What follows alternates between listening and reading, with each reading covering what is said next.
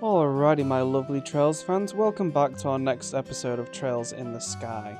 Okay, so since last episode, I have actually noticed I have unlocked the Odyssey of Anton achievement, but I've read online that some people, it's kind of a bit finicky and it can just randomly unlock, so I don't know if I actually unlocked that by following him the entire time and speaking to him all of the times I was supposed to, or if it just bugged out. But I'll make sure to look for him either way whenever we go to the next area, if he's going to continue to follow us around the kingdom. But anyway, we are doing right now the mine commission. That's the next one that we're doing. So let's see, what was the clue? The first clue is search they who sit beside the goddess. Anyway, we should start in town. Okay, so that's probably like a pew or something.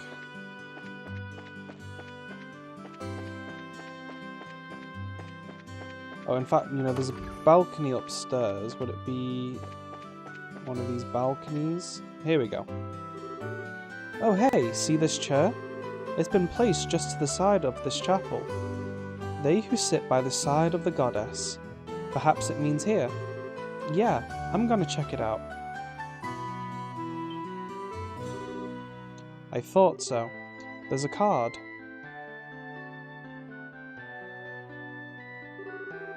The second key is your next magical circle. Is something from the forest.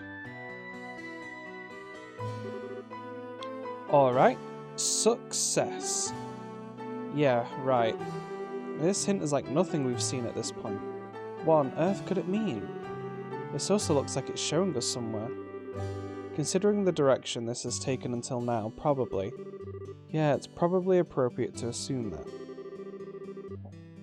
Let's look around the city to see if there's anything that resembles the hint. The next clue is... Okay, so that's a load of houses. It's something from the forest. So some kind of like wood house maybe, if those squares are supposed to be wood.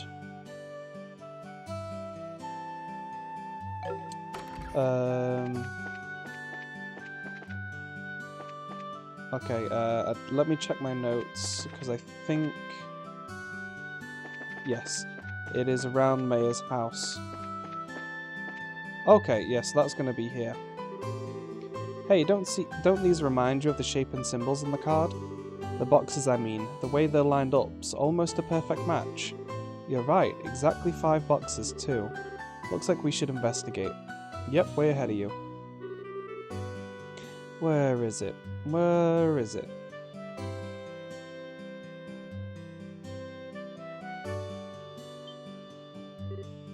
Bingo. The third key is in the city. Search the belly of the 8-eyed iron beast. That's what's on this new card. An 8-eyed iron beast, huh? It should be in the city, but what could it possibly mean? I'm up for another scavenger hunt if everyone else is, though personally, I'd like to find this beast quickly so we can take a well-deserved break. No argument from me. Well, let's get it over with. These clues are getting more and more out there with the difficulty of them, so let me just check, because I've got notes of the general location I'm supposed to check. Okay, looks like it's the weapons shop. Okay, oh, here we go. Yeah, I see it. Look, there's like 1, 2, 3, 4, 5, 6, 7, 8 little holes, which would probably be the eyes. This is Elga's Forge. It's not lit. If anything, it's freezing, but... You think this is it? The 8-eyed iron beast? Yeah, I'm not super confident, but I think so. Let's check it anyway. Estelle found a card and a key inside the hearth. Aha!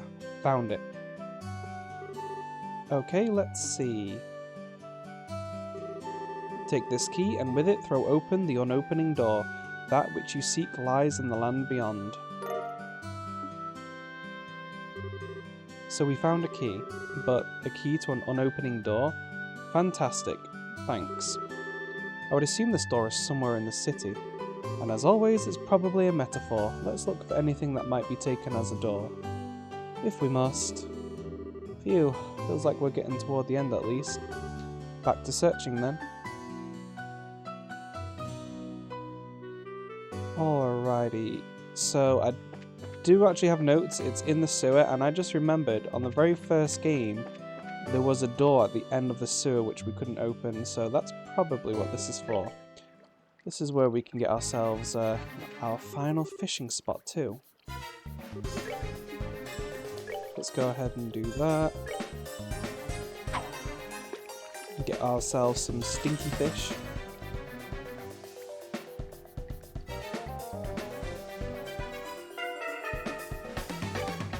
Helps if we actually catch the fish.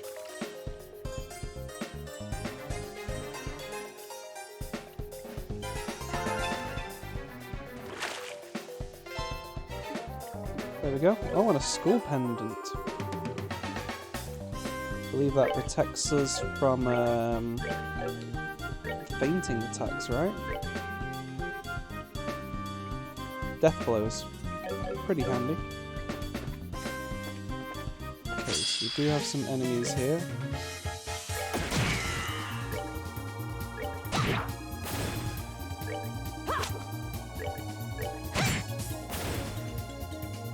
Take that. Enjoy the show. Not really worth the XP here.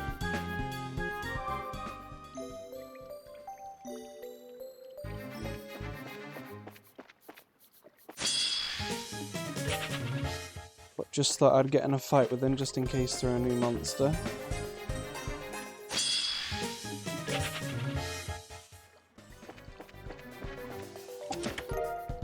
PP charge?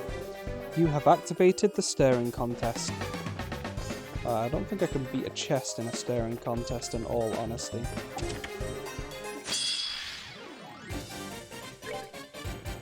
Oh boy.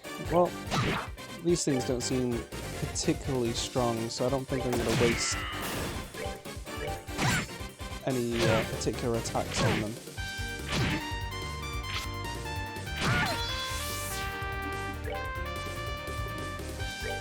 Although,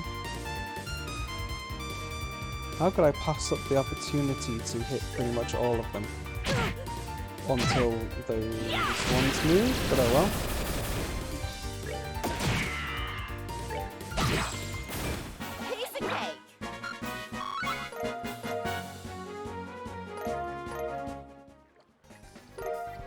Found Confuse. I hate to tell you this, but you've already cleaned this one out.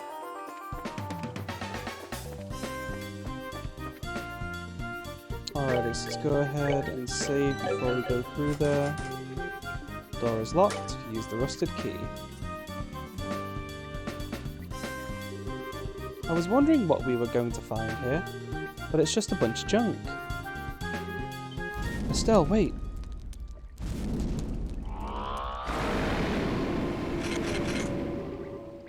What the heck are... Ask questions later. For now, stand your ground and fight. Almost kind of like those mist things that we've fought before. Mookie. Okay, weak against fire and air. The monster made of accumulated dust and grime absorbs prey's fluids and nutrients. Ew. At least it didn't say anything about summoning extra things to fight us.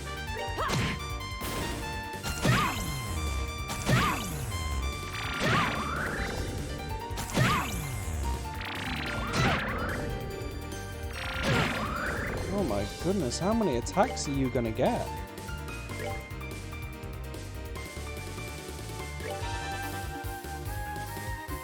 Let's see. Can I attack that without moving? Yep.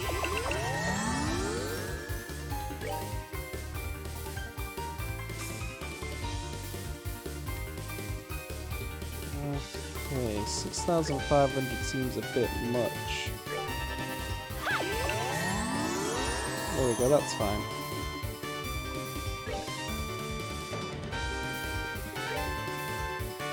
this spell prepared.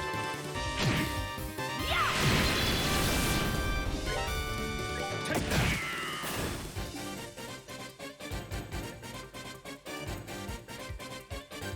Okay, what's the best thing to do here? So if we're weak against earth and fire, then I guess we just use earth and fire as much as we can.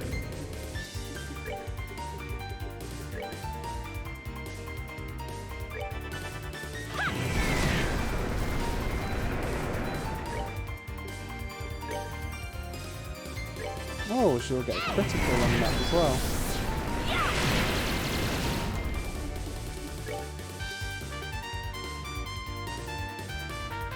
Fires a barrage of bullets. Heals. Let's go for a chain.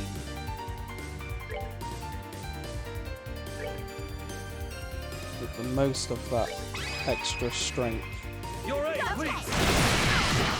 Oh, that was beautiful. Night, kitty cats. That was perfectly lined up. Made short work of them. Phew. Heartfully done. Indeed. Oh man, I'm still shaking. Having something like that come at you from out of nowhere? Be still my quaking nerves. Yeah, I've never seen monsters quite like those before. I suppose this is our Phantom Thief's way of saying hello? For an uncouth villain such as he, likely. This seems to be the last obstacle, however. Right, all that remains now is getting that commission letter back. Let's look around, it must be in this room. Oh right, probably shouldn't forget that.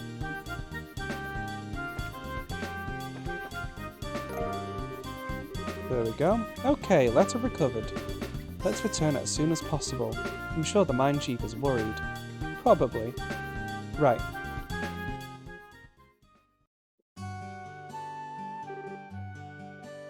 And good. Phew, Estelle, if you were older, I would owe you a pitcher of beer the size of your head. You saved my butt today. I didn't think you'd get it back so quickly either.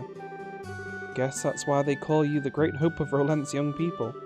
Ah, come on, that's embarrassing. We just did the job, that's all. Acting all humble, eh? Come on, young people have a right to be puffed up and proud sometimes. Let loose a little. That aside, though, I'd like to know. That Blue Blanc maniac, please tell me you caught him and put him in irons. I really wish we had.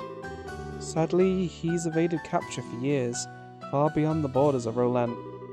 Estelle explained all she knew of Blue Blanc's history and how this was a crime of pleasure, not gain. This guy's internationally famous? What a son of a... So what, he just came all the way out here for the sole purpose of messing with our lives? He really is a maniac. I can't understand that kind of thinking at all. Trust me, I think everyone here agrees with you.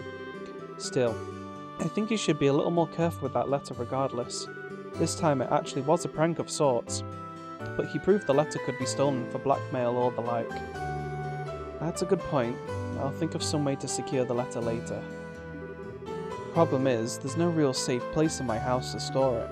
Maybe I should do as I thought when I first got this and just ask Mayor Klaus to put it in his safe. Yeah, that should work, right? It'd be perfect.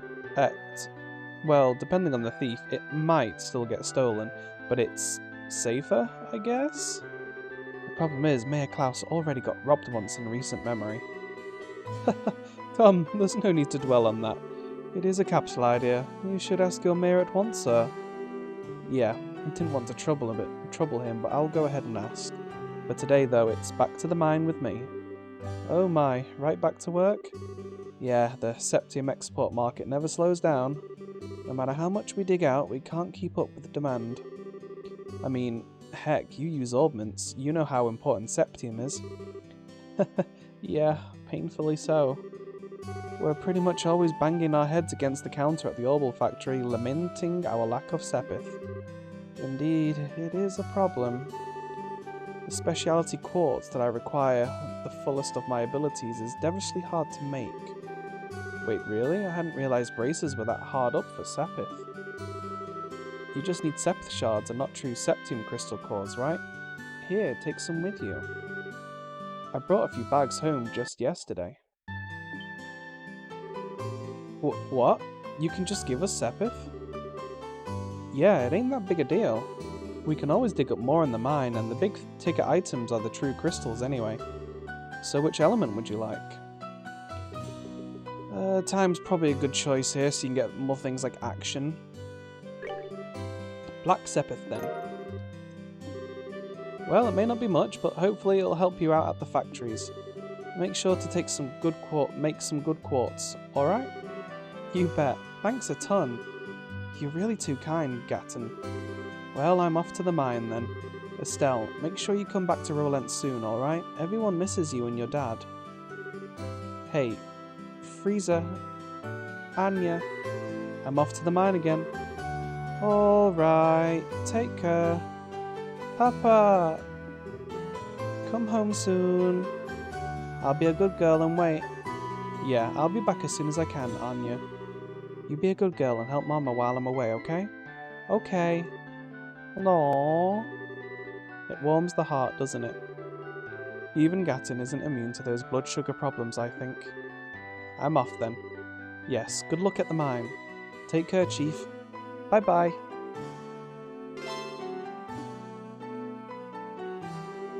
Aw, Daddy went to work again. I wonder how long he'll be gone. I hope he comes home soon. Returning to work the second the fog clears. I guess things are really that busy over at the Malga mine right now. I do wish he'd rest a bit after the incident with the fog. But I know the reason he works so hard is for us, his family. I can't really complain given that. Okay, next stop is going to be the Garuna Gate so we can turn in our fishing quest. Here we are at the Garuna Gate. The non-aggression pact signing ceremony ended without incident apparently. As a soldier of a guard post protecting the capital, it feels like a weight off my shoulders, let me tell you. Well, it's good here that it went through okay. The fog's finally cleared, huh? Apparently the signing ceremony went well, so this morning feels amazingly stress-free compared to yesterday. I wonder if this non-aggression pact will encourage more travellers from foreign nations to come. I'd better brush up on my diplomatic skills so I don't shame LaBelle when they come. How's the investigation of the fishing spots going? I bet it's gotten a lot easier with the fog all cleared up. Go over all the places you couldn't go to in detail, please. Oh hey Braces, good work. Well then, let's hear how it's going. Still reported on the state of the investigation. This is... Never thought there would be hidden fishing spots in places like these. This is incredible. Truly a perfect report. So then... our job's done in other words? Yep, that's what it means. But first, let me just say good work. Phew, oh my. Finally over. I'm a bit tired from walking all over. Yeah, it was kinda hard, but I got to fish for the first time in a while, so I'm pretty happy. Seems it was a good break. Well, glad to hear that. I've left the formal reward with the guild, so that's taken care of, but since it's come up here, take this too. Ooh, nice. Oh? Pretty nice, right? It's a specially made rod exclusively for big catches. I'm sure you'll be able to use it. Let me offer this as my personal thanks for a job well done. You sure? This is an awfully nice rod. Yep, positive. The Fisherman's Guild does not hesitate to invest in the development and standardization of fishing culture. Oh, but anyway, can't stay to chat. I've got to get back to the capital and deliver the investigation report. Ah, okay. I'll pray for your safe journey. I guess this is goodbye then. You really helped me out today. Keep up the good work, okay? If you get the chance, drop by the headquarters in the capital. Look forward to it.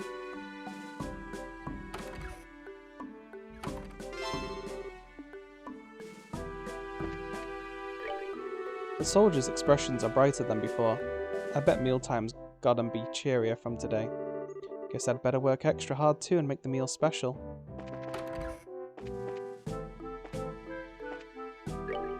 Hey, today's our first bit of good weather in a while. The sheets here are gonna smell like the sun for a while. Yeah, naturally dried sheets sure do feel good.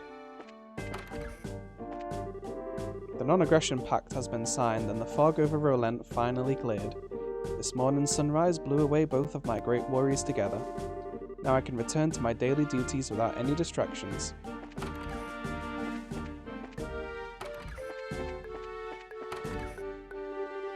Apparently the airship that was grounded in Rolent is back in service. This should help make sure all the attendees to the signing ceremony get home on time. Gotta admit, I was breaking out in a cold sweat over the whole thing, but thankfully it all ended okay.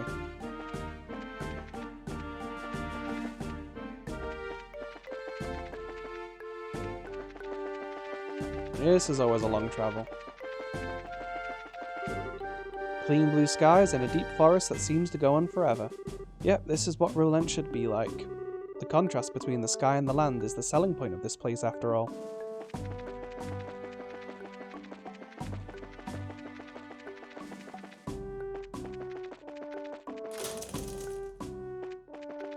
Alright, next stop should be upstairs, because I don't believe there is anyone ever out here. But you just want to double check, just in case.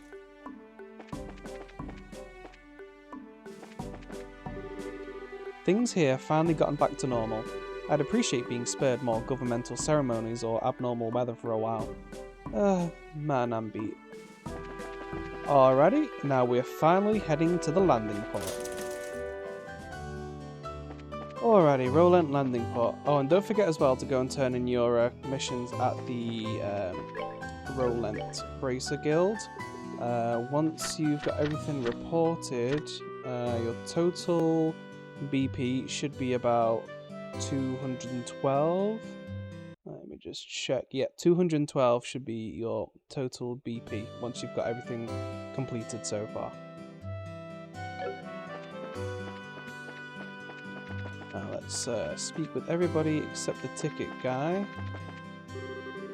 Haha, finally back in business. Going to be busy around here again. The Cecilia herself must be pretty fed up with waiting around too. Hope it flies hard and strong out there today to make up for lost time.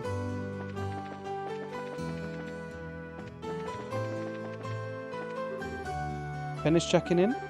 If you intend to ride one of the regularly scheduled ships, check in with Alan at reception.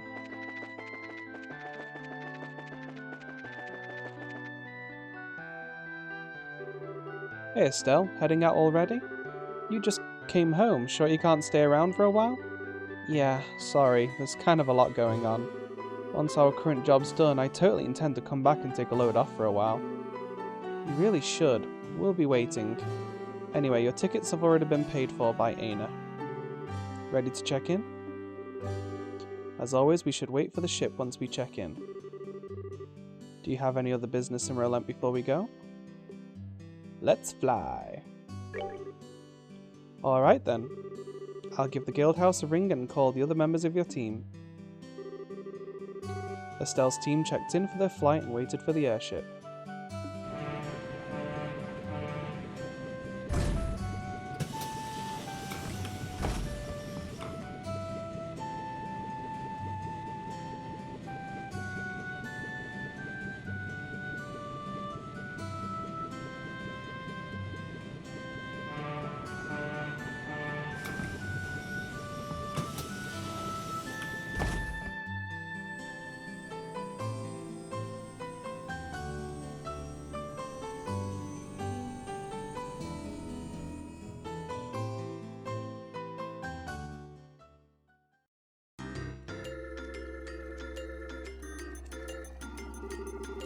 I see, so now we have a gospel influencing people's minds, using the fog's particulate matter as a medium to exert mental control over a large area. Well, that settles one question at least. Excuse me, Professor. Cassius, you old dog. Good timing. Escaped Lyston, did you? Yes, I finally managed to finish a bit of work. I thought I would stop by and see how you're holding up.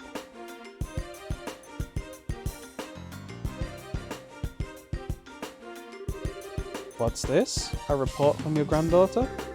Yes, just arrived express from Rolent. Thanks to Titus' report, I'm quite certain of my theory now. About the gospel, I'm assuming? Yes.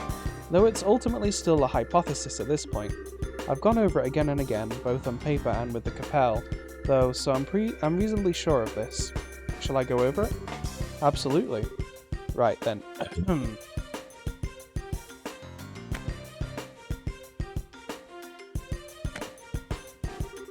So, what we've been calling the Gospel's orbital shutdown phenomenon. Tell me, what do you think it is, based on what you've seen and heard?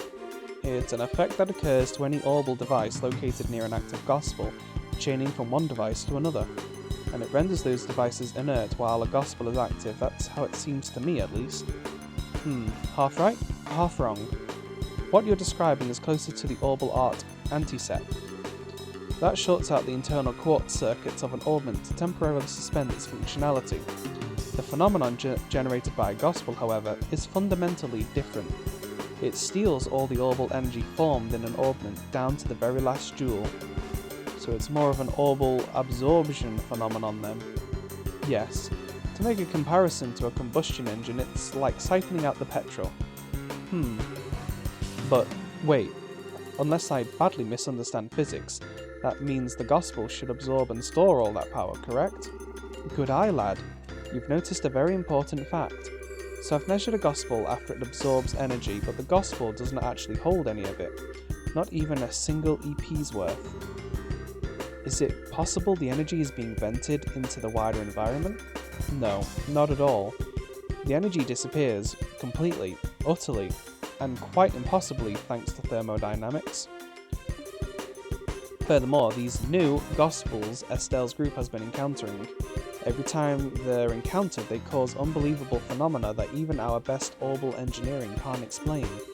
It's unclear how they're causing such effects, but I can say one thing with confidence, and that is, they're too small. I can say with absolute certainty that any device enabling such massive effects could not fit into the palm of one's hand. Even if the Society somehow possesses technology centuries ahead of our own, nothing that small could contain that much potential energy. I think I'm starting to see where this is going. You're saying the Gospels must be terminals then, access points of some sort. Exactly! The only function the Gospel unit itself has is an ability to manifest an abnormal warp in a local orbital field. That warp then resonates with any local orbital devices, expands and draws energy from the devices. The energy then disappears through the warp. Well, no, it does not disappear. It is sent elsewhere. And whatever is located elsewhere is capable of causing the impossible effects we've seen. You know, I hope I'm misunderstanding this. I'm afraid you get a passing grade here, old friend. The Society can use the Gospels to draw out and spread the power of whatever this thing is. Spreading the influence of a mysterious force. No wonder the Society named them Gospels. In that case, the nature of this thing bothers me. As you said, even if it's an orbment out of our purest fiction, or as far as that goes, I'm afraid I have no real clue. I've thought of a number of possibilities, but that would be pure speculation at this point. Now, Cassius, I will ask you the same question I asked you 10 years ago. We're in quite the pickle. What do you need me to do? The exact same words as when I asked you to develop the patrol airship. Well then.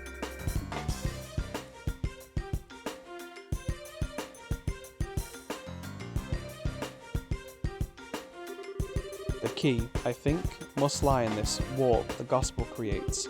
Russell, can you develop some kind of plan or method of stopping the resonance, the spread? Thought you'd ask that. I'm just about done with my current invention anyway. I'll get to work as soon as I'm done with that.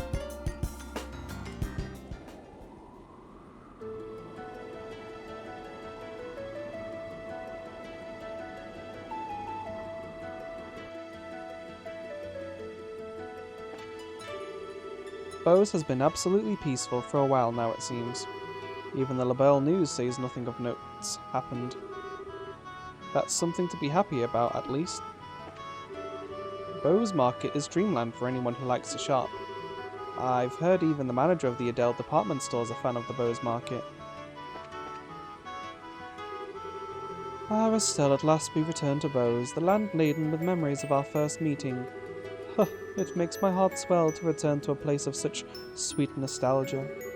Shocking as it may be, I kinda have to agree on the heart-swelling memories bit. Although, as I remember it, you were kind of rude back then. You said I wasn't attractive and made fun of me like a schoolboy.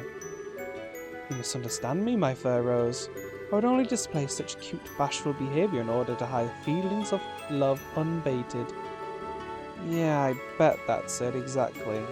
You sure didn't waste any time putting the moves on Shara, as I remember, or Joshua. Well, putting that aside, as you stand now, your beauty is incomparable to what it was then. Yours is a supple, healthy beauty with a maiden's gentle virtue. Indeed, you have grown, Estelle. Oh, thank you. Though when you put it that way, it's kind of embarrassing. Please don't say it like that again. There is no shame to be had in virtue, Estelle. Still, you have but only begun to climb the ladder of adulthood. Should you wish to ascend even higher, I would be more than happy to assist you. No, thank you. If I were ever in a position to ask anyone about that sort of thing, I'd be a million times better off asking Shara. Ah, a pity, the things I could teach. Though, Shara would be the one to... Ah.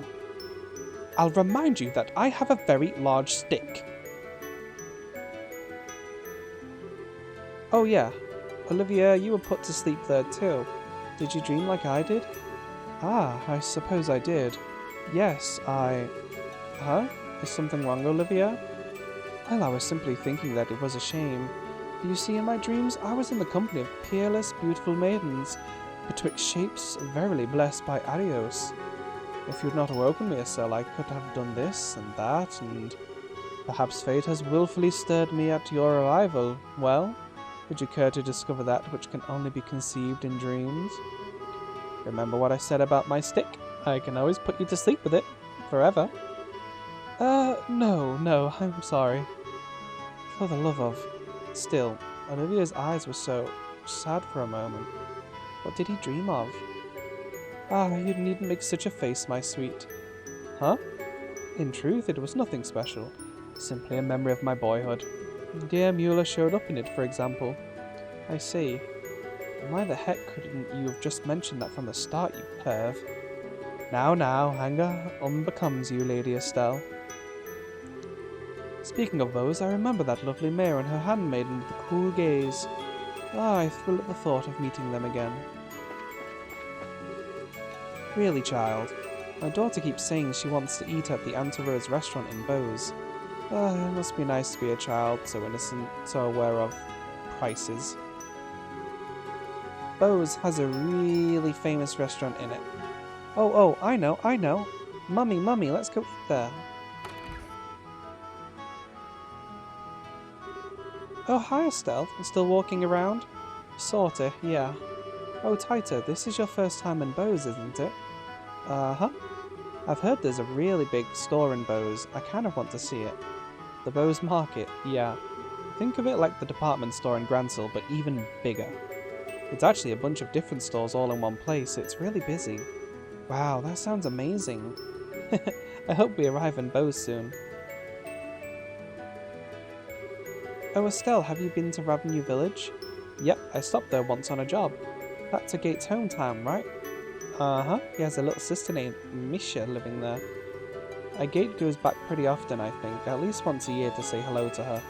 Ah, right. Agate's little sister, huh? Must be hard for the poor girl having such an antisocial lump for a brother. Estelle, that's not nice. Agate can be, blunt, but he's also really nice. Ah, yeah. He is just kind of clumsy and easily embarrassed, to be honest. You know, I bet Misha's a really good person. Whenever Agate talks about her, his eyes turn so gentle. Taita, what's wrong? No, it's nothing. My heart just felt, kind of weird for a bit. I wonder why. Somebody's a bit jealous of Misha, I bet. I have a really horrible feeling in the pit of my stomach that she's one of the ones that died in the 100 Days War, and that's why he only goes back to visit her once a year.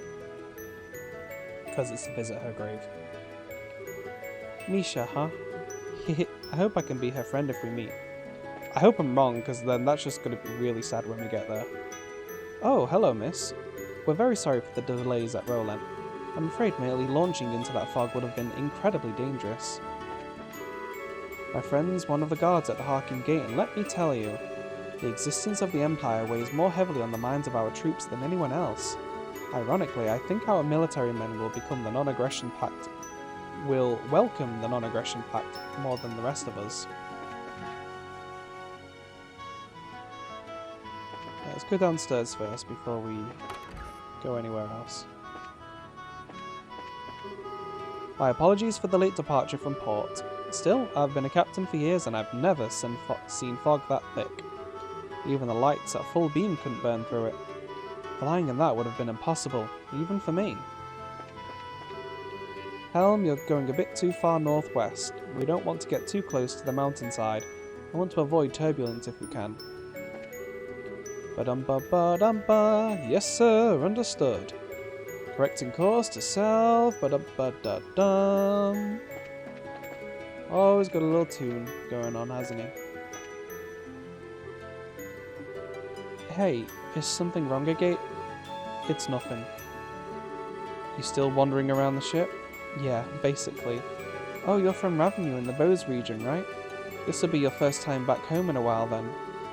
It's been a little while, yeah. I did stop by the old place after the Queen's birthday celebration a while back, though. Hey, wait a second. Why are you assuming I'm going back home? Aw, don't be embarrassed, you big teddy bear. You've got a little sister back in Ravenue, right? You mentioned her once.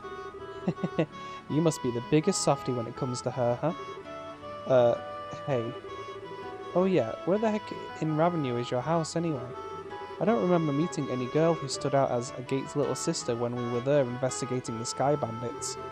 There was a girl with Louis, but no, too young, and I figure your little sister's gotta have your hair. I'll introduce you to Misha soon, assuming we have some reason to visit anyway. Yeah, please do. And in that case, we'll have to bring Taita along too. But why would we have to do that? Taita's kind of attached to you in case you hadn't noticed. She'd be pretty let down if you didn't introduce her to your sister, you know. Oh, I get it. You don't want Misha and Taita to meet. What? Now I get it. They might get together and get in lots of trouble like Taita did with Rene, or they might get jealous of each other. Being an older brother must be hard work. Oh, that's what you meant. Huh? Well, don't worry. I'll clean up any mess that happens. I've gotten pretty good at Taita herding. So you just go ahead and introduce those two crazy kids and I'll make sure nothing blows up. Yeah, thanks.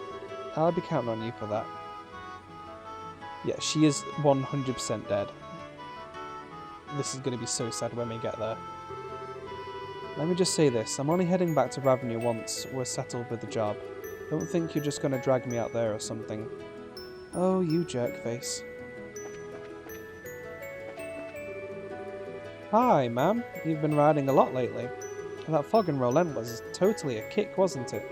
I took the chance to get out and enjoy some nature when we were docked.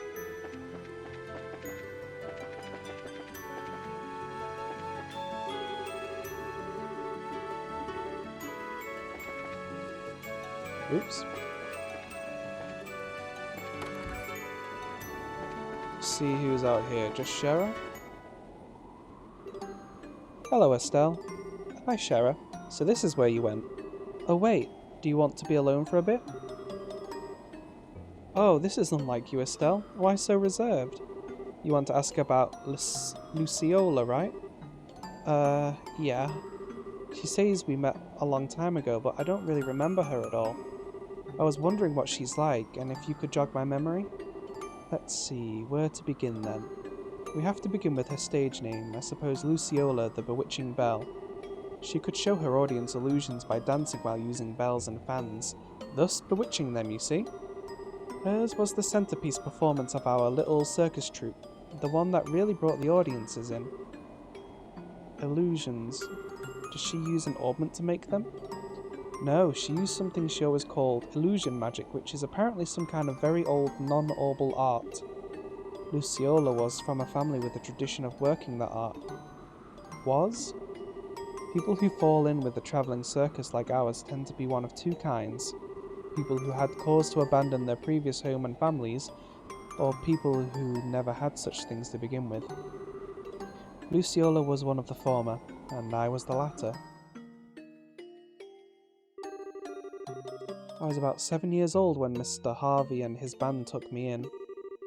Back then I was little more than a street urchin living in the slums of a city. Pickpocketing, petty theft, there was little I wouldn't do to try to survive. The ones who reached out a hand to me were the troop's leader, Mr. Harvey, and Luciola.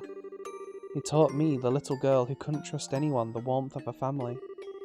And they taught me all sorts of skills that would let me earn a place for myself in the troop.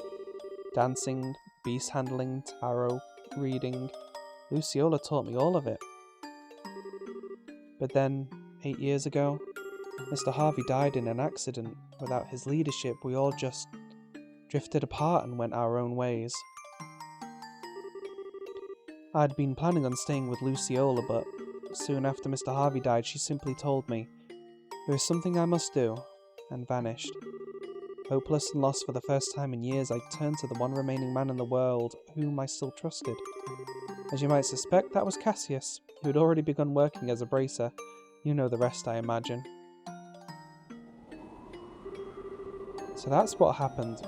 I had no idea you'd gone through something like that. The reason I aimed to become a bracer at first was to improve myself. I wanted to be able to live and prosper on my own, show Luciola just how far I'd come once she returned. But, well, it's been 8 years. Perhaps that was enough time to re-examine my reasons. Shara. Aw, don't make that face. Like Zin said, I don't intend to simply fight her without saying a word. I want to hear Luciola's story from her before doing anything. I have to know what possible reason could have made her associate with the society. Yeah, that sounds good. I've got your back, Shara. I'll do anything I can to help. I know I can always count on you. Still, you've grown quite a bit, haven't you, Estelle? What? That's kinda sudden. I always thought of you as being exactly what I'd expect of Cassius's daughter. I don't think that's quite right, or fair, anymore though. What do you mean? Your strength isn't quite the same as Cassius's. Cassius has a heart as deep as the ocean and strength like a relentless wave. But you, Estelle, your strength is like the sun. You shine and make others shine just by being near them. What? My Estelle, you shine like the sun. I think that's why people are attracted to you so easily. It's what I like the most about you, and I know Joshua felt the same way. I don't think you need to feel any pressure to live up to Cassius, is my point. Yeah. You really are my big sister, Shara. You always know how to encourage me. Thanks. You're very welcome. Not saying you should return the favour, mind, but you really should drink with me sometime. Now that you're a full bracer, you'd better learn to handle your liquor. How is booze related to... You know what? Never mind. I don't want to know. I'll be back in my seat once I've enjoyed the wind a little more. Make sure you're all buckled in before we land, Estelle.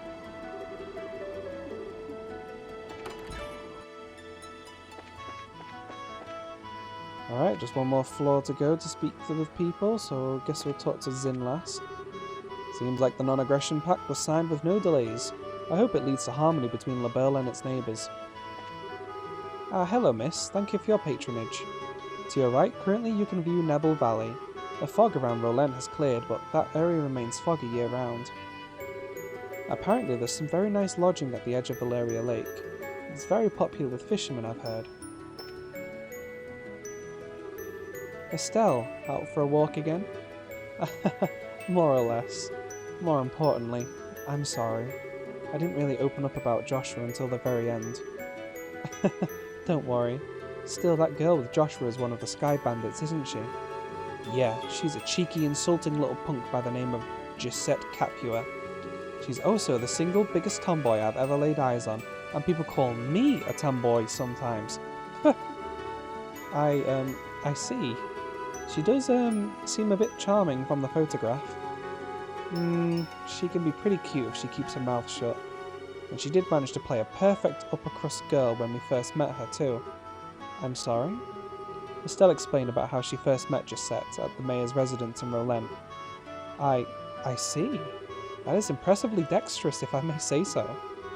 Well, it does make sense, since she's apparently former Erebonian nobility. Putting on a face like that is her speciality, I think. Peel away the layers, though, and like I said, at the core, she's a cheeky, classless little punk.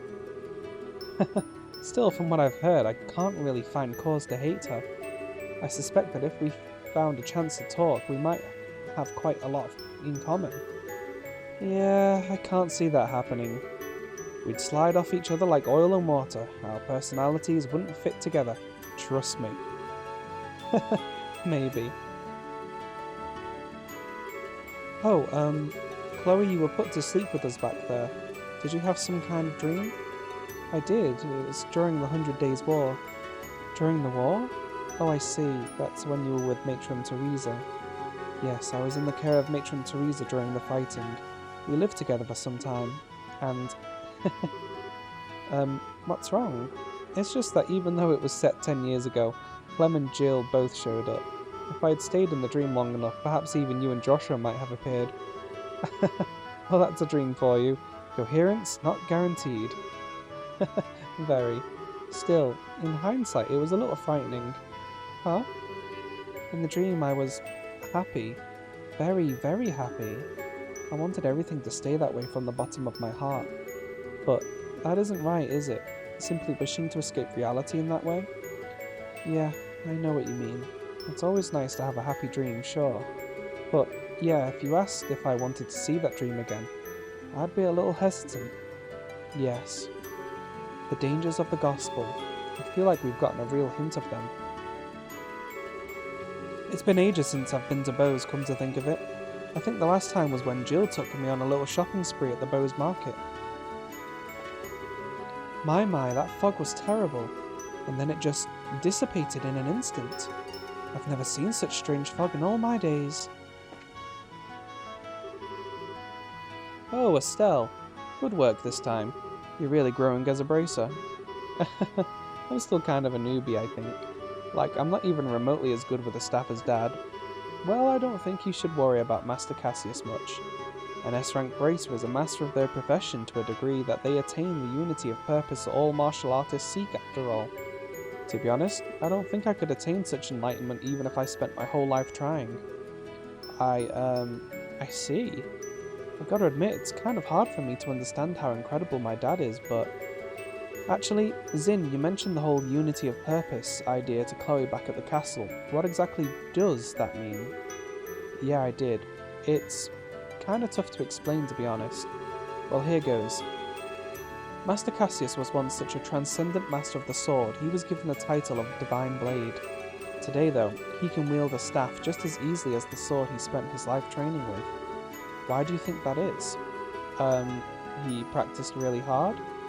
That's part of it, sure, but more than that, it is because he could instantly understand and relate the nature of staff combat to his previous experience.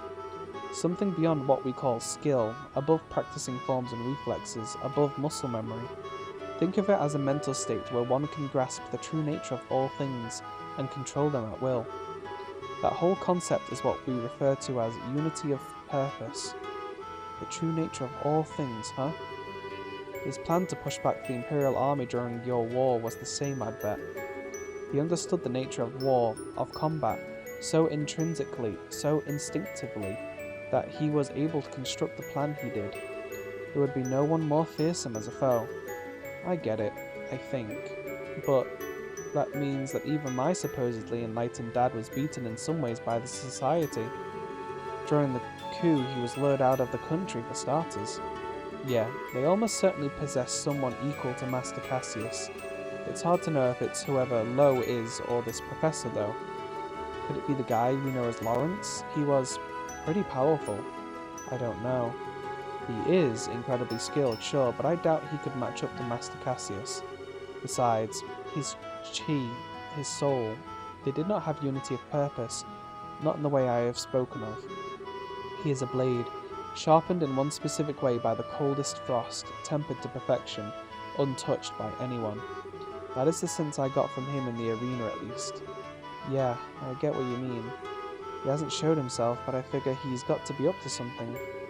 He did seem to have some kind of fixation on Joshua. It wouldn't surprise me if they know each other from Joshua's days in this society. Between him, me, and Sherazade, we've all got some strange ties in our past to this group. I wonder if this is the guidance of She Who Dwells Above. Up next is Bose, the closest area to the Empire in Laberle, eh? I'd like to get a look at the famous Harken Gate sometime if we can. Alrighty, and that's everyone spoken to. So next episode we will be arriving at Bose, but I think we are going to call our episode for today now that we've spoken to everybody. So thank you for watching. Don't forget to like and subscribe and hit the bell notification icon so you know when the next episode's coming out. And also feel free to leave a comment if there's anything you want to say about the video, and I'll see you all on the next one. Bye bye for now.